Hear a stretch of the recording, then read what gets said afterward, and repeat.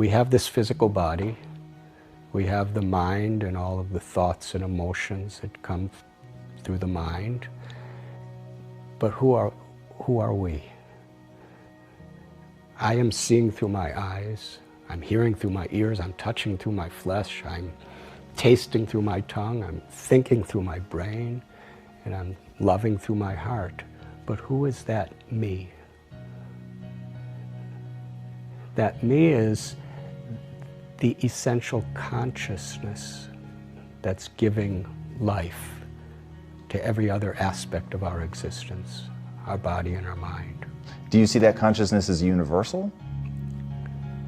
Or is that unique to each individual creature? Simultaneously both. That consciousness is unique, but it's part and parcel of what is universal. And unless we understand that uniqueness of our own true consciousness, then we can't really appreciate the universal nature and how we're all actually connected. Everything is connected and everyone is connected, and everything and everyone in this world is interdependent. And Emerson said that the reason why there's so many problems in this world is because human beings are disconnected from their own true self. The senses, the mind, the intelligence requires to be in harmony with the heart and with the living force within the heart, which we call the soul or the spirit. And when we understand the sacredness, the beauty, the eternal nature of our own spirit, then we can recognize it in creation and we can recognize it in others. When we don't realize, experience, perceive the sacredness of our own true self, then our perception is an illusion of the world. But when we understand who we are and understand our harmony and relationship with the world around us and the people around us, then we're actually seeing everything as truth. We're seeing as a spiritual reality, even in this world. A few years ago, I was with a friend. We visited Muir Woods in Northern California. And we go there every year together. And our purpose is to get away from kind of everyone and everything and just climb some mountains and be with the redwood trees and in quiet. So as we were walking through, there was a group of tourists. And we wanted to kind of walk by them as soon as possible. There was a forest ranger who was speaking to them. And as we were rushing by, the forest ranger said, "I want to tell you the underground secret of the redwood forest." And I was a teenager in the 1960s, so I have this inclination to underground secrets. So I told my friend, let's just wait and hear what he says. The forest ranger explained that in these forests are among the largest, tallest, and oldest trees on the planet. Some of these trees are 2,000 years old. They're growing on a hilly terrain. The soil is very loose. And over the centuries, there have been massive earthquakes, windstorms, snowstorms. How do these trees keep growing through all of the different challenges that have come? Then he was quiet, and everyone was thinking.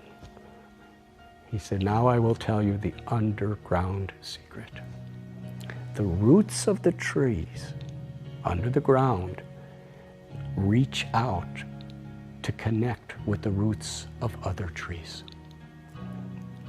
And as soon as two roots meet, they embrace one another. They wrap around each other. In this way, he said, Every tree in this entire forest is directly or indirectly connected and giving support to every other tree. The big, gigantic, ancient redwood trees are reaching out roots, and the little tiny redwood trees are just like threads to roots.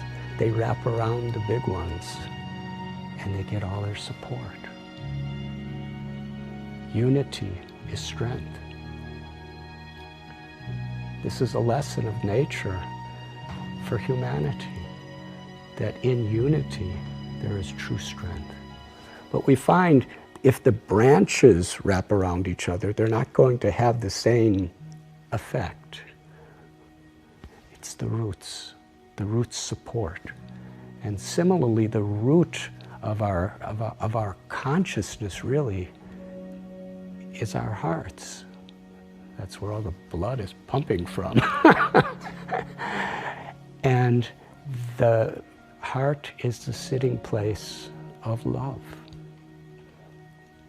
When we connect to that love within our hearts, then it expresses as compassion. And this is the greatest need in the world, to understand how we are all interdependent with each other, what we have in common with each other. From a spiritual perspective, life is sacred, and when we recognize that in ourselves, we recognize that sacred potential in others. And then we live, whatever we may do, whether we're swamis, or doctors or lawyers or accountants or farmers or politicians, whatever our role may be in society, we're not trying to find happiness through the things that we can get, but we actually understand that true happiness is sharing what we have within ourselves, that journey within. Things can give some amount of satisfaction to the physical senses and to the mind, but things can never give fulfillment to the heart. Self is sometimes defined as ego. It's our sense of identity. And in our tradition, we want to dissolve the false ego, which is our misconceptions of identity. And what do you think those are based on? Like, how do people get a false identity? But when we do that, then our true ego actually awakens, and it shines, and it gives light in our life and to the world. So we are the eternal conscious spirit that's within us, the living force. And the living force is living in a body and has a mind. It's not that the living force is a body and is the mind. Something like when we drive a car. You know, the car has such a wonderful use, at least potentially. And we have to keep the car really good if we want it to fulfill that purpose. But still, we're the driver in the car. We're sitting through the windshield. We're pushing the horn and making sounds. So similarly, our true self is within this body. And the false ego is when we forget that we're all a part of the Supreme Self. We're all inherently filled with the grace and the love of the Supreme Self. And we think, I'm just this body, and I'm just the ever-changing thoughts of the mind. And because of that, there's so many divisions. It's the cloud of ego that obscures the sun of our true nature, our true love, our true consciousness. So in this condition, we're thinking I'm a man, or I'm a woman, or I'm black or white or red or yellow or brown, or I'm Hindu or Muslim or Christian or Jew or Jain or Sikh or Parsi or agnostic or atheist, or I'm a human being, or I'm a dog or a cat or a cow or a tree. We're identifying with these designations as myself.